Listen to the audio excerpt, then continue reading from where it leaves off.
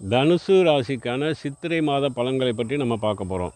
அதாவது விசுவாவசு வருடம் சித்திரை மாதத்திற்கான பலன்கள் கோச்சார நகர்வுகளை ஆய்வு செய்து பார்க்கும் பொழுது உங்கள் ராசிக்கு 11ஆம் அதிபதியான சுக்கிரனும் 6க்குடையவனான சுக்கிரனும் உங்கள் ராசிக்கு 4ஆம் இடமான சுகஸ்தானத்திலே மீனத்திலே உச்சம் பெற்று நிற்கிறது.